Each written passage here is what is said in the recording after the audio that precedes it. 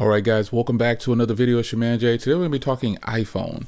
Now, I've actually had the iPhone 16 Pro since launch, and I actually bought the iPhone 16 as well. But I ended up switching colors. I got jacked for my black one. She grabbed the black one up ASAP. And so I decided to trade in my 15 Pro white that I had and just get a titanium white iPhone 16 Pro to kind of just, keep the ball rolling here. So let's start with what I think is the most obvious that has not changed is the hardware.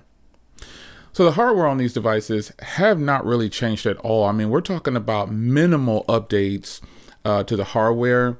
Yes, they included a new button for the camera, but that's not enough for a person to switch from the 15 lineup to the 16 lineup, because the 15 lineup has the dynamic island and everything. It has all the same functionality, and obviously it's upgradable to iOS 18.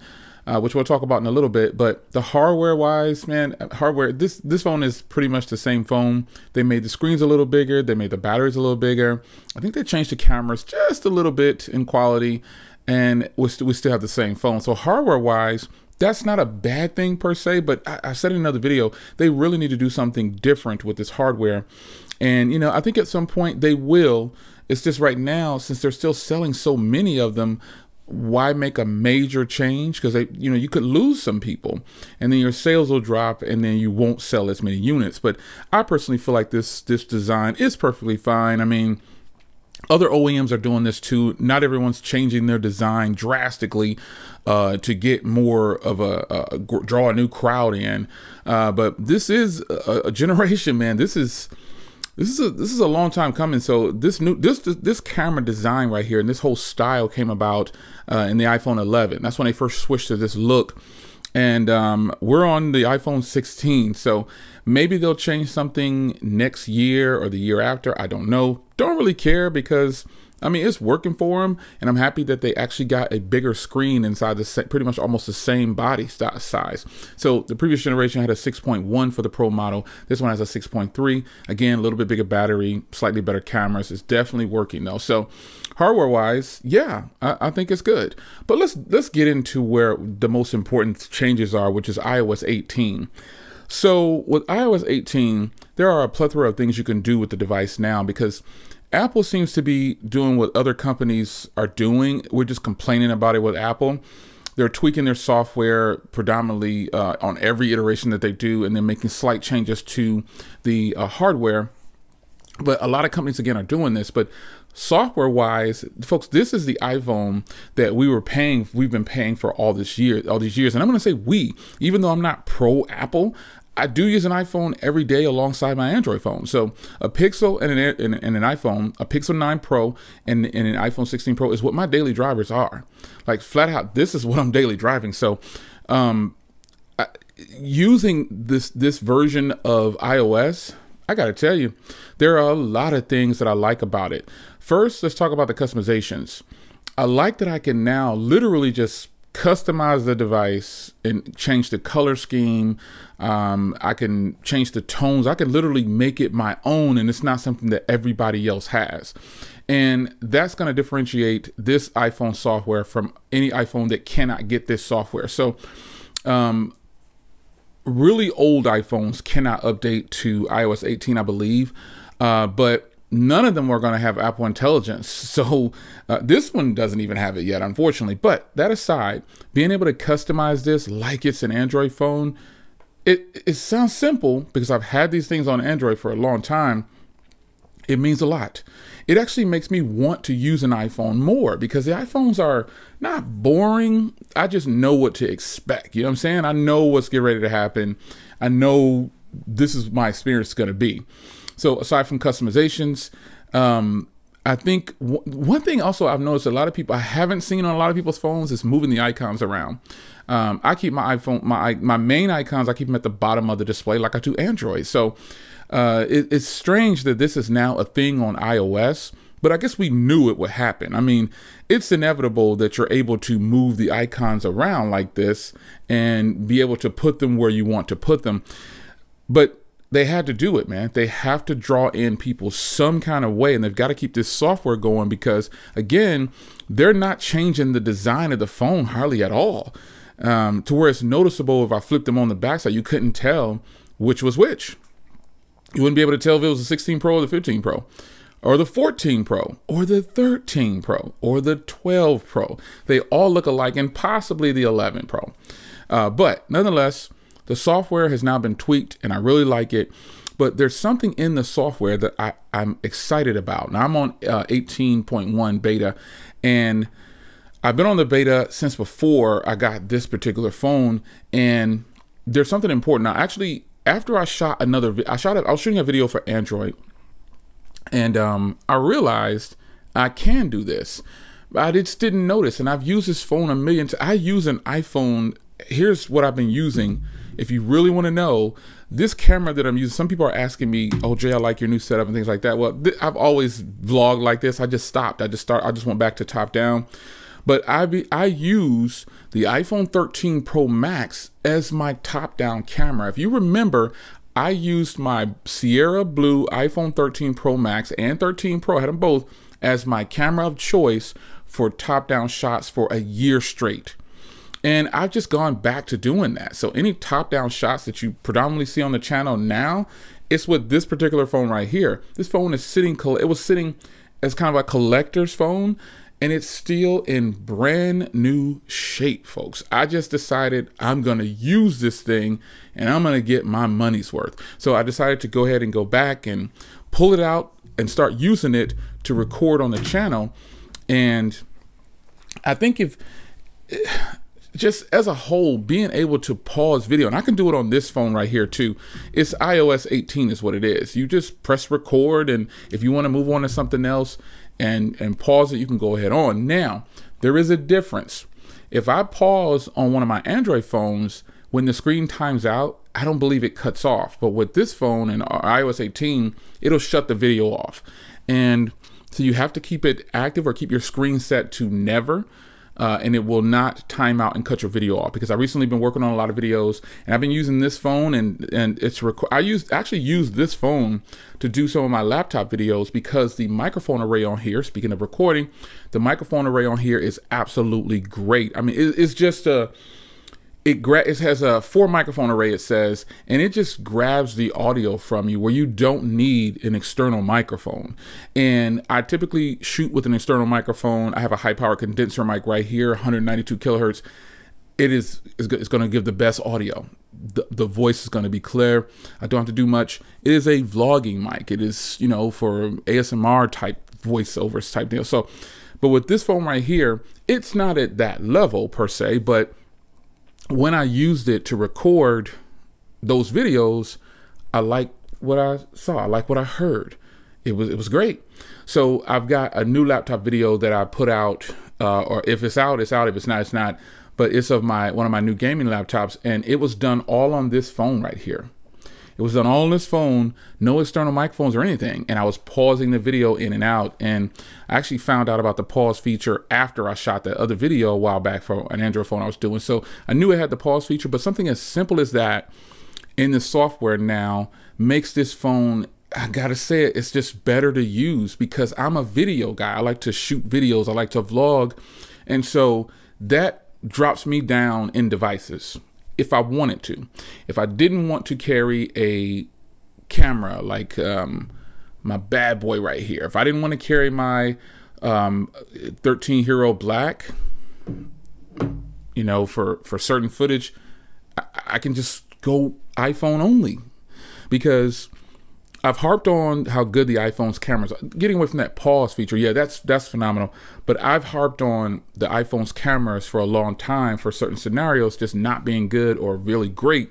And I've always said that the iPhones are consistent for HDR content, and I stand firm on that.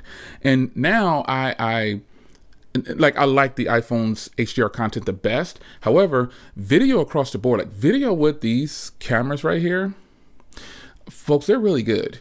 There's not too many phones out there that are touching what Apple has put together for their video, coupled with their silicon chip and just the hardware put together. All the phones now have 8 gigs of RAM. So, and that's just for the Apple Intelligence, and I'll jump back to that in a second. But I just feel like Apple has a complete package when it comes to the cameras. Now, while photos may not be top of the line, expert level photos, they are no slouch, folks. Photos on the iPhone, especially portrait photos, portrait photos look good, folks.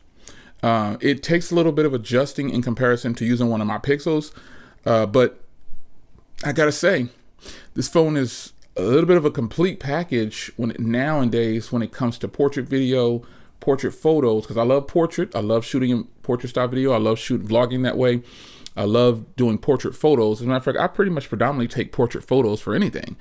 And it has that HDR video, that cinematic video. It's a complete camera setup here.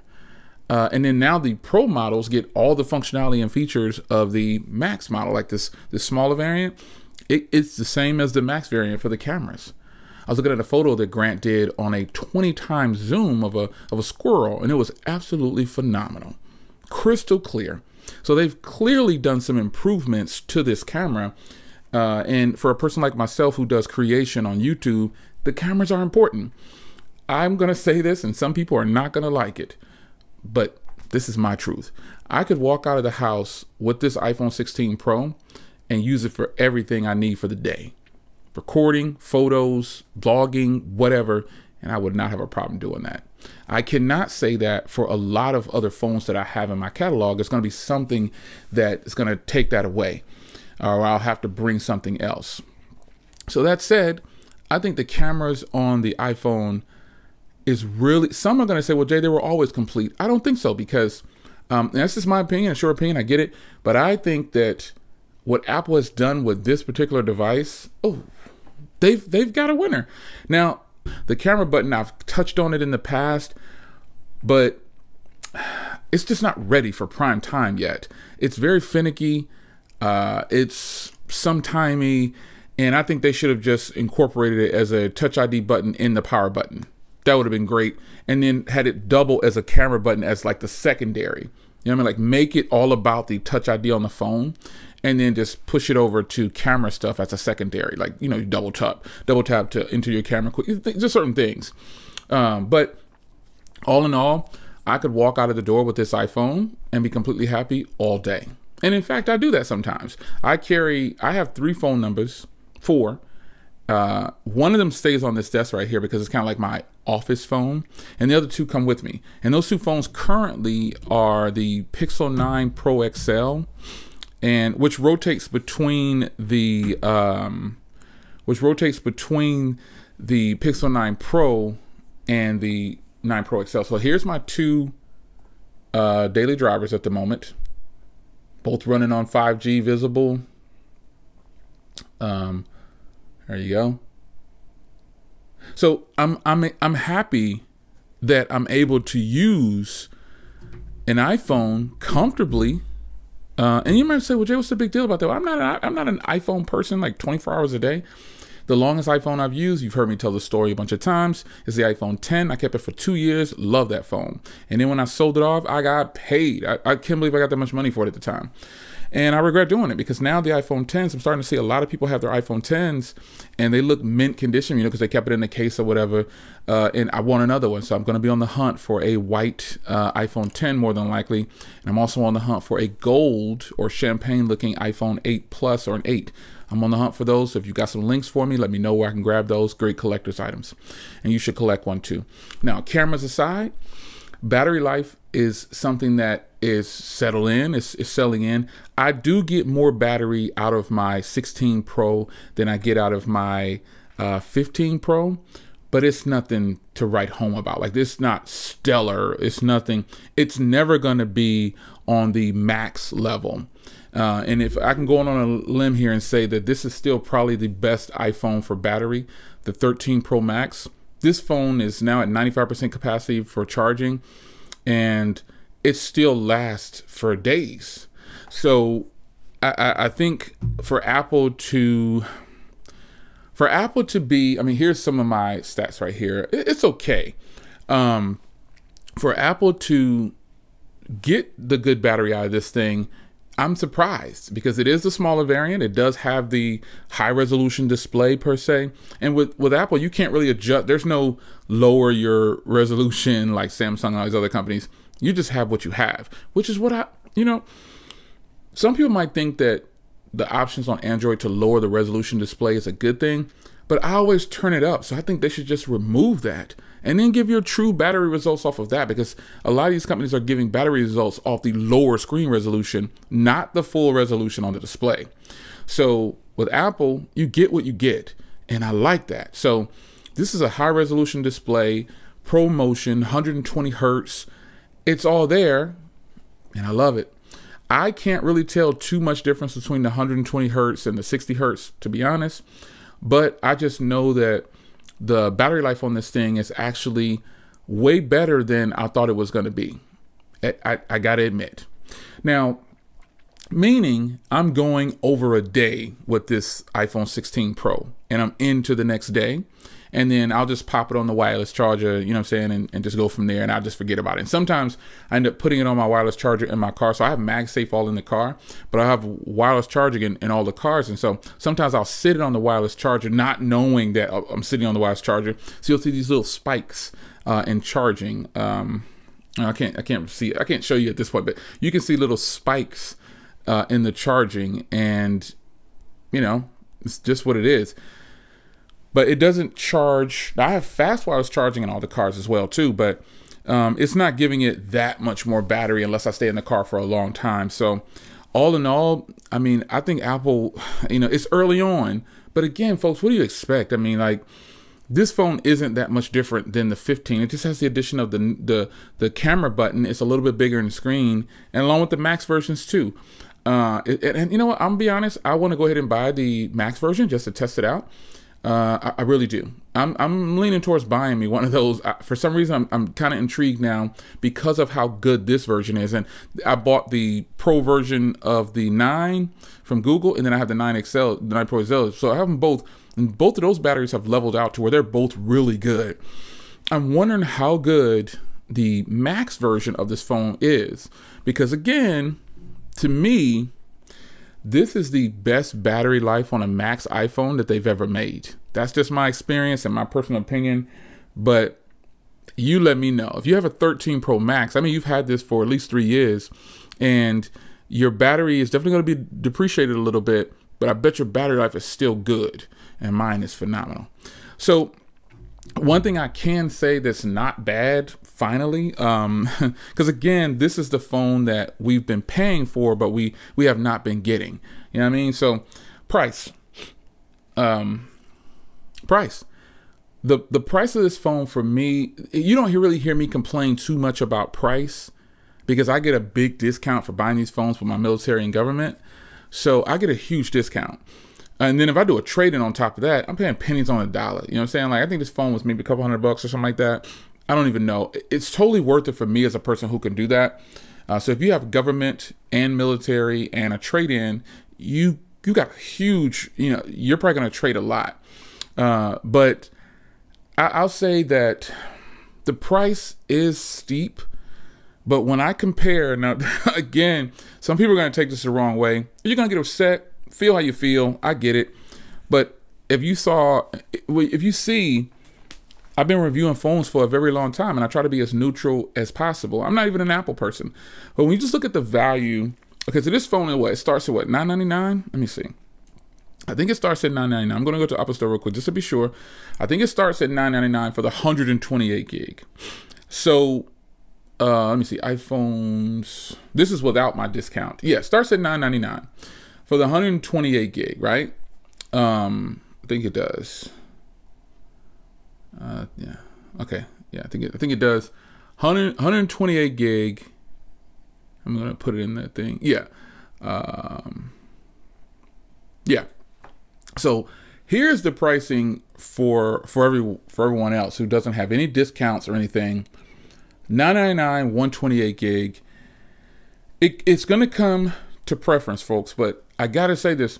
I would rather, even though I prefer Android phones, let's just lay it across the board here.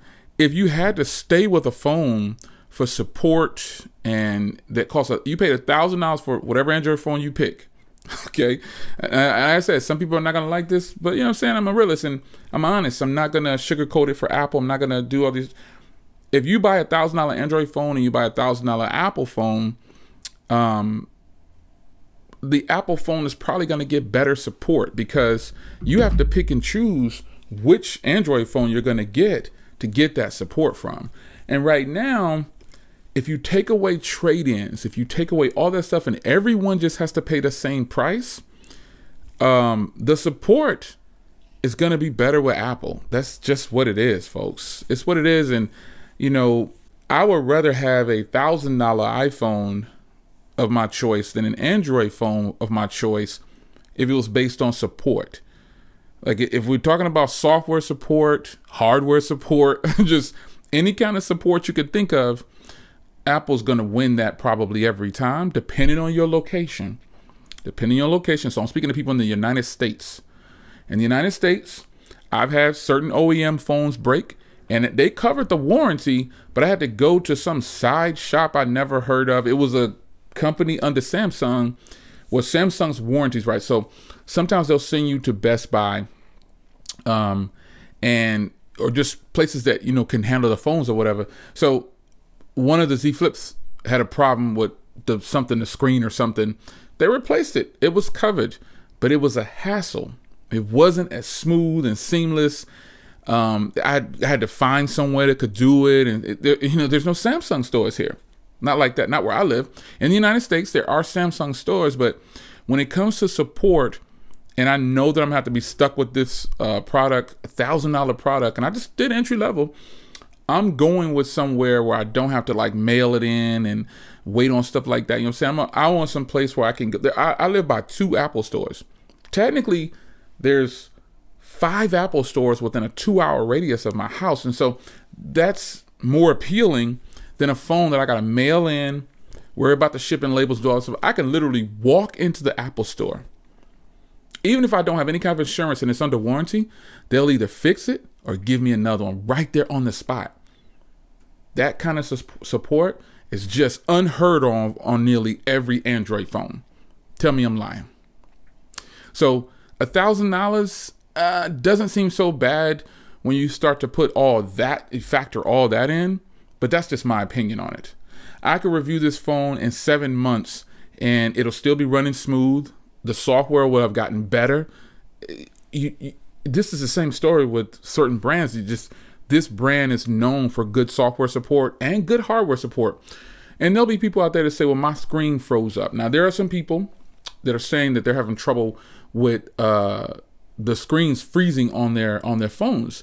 I hope they get it taken in for a warranty. That's all they have to do. I'll report these things to you, but it's not going to be like overblown. Like there's been things that broken on Android phones. I just got it fixed. It's no point in me drowning it out because the internet says I have to.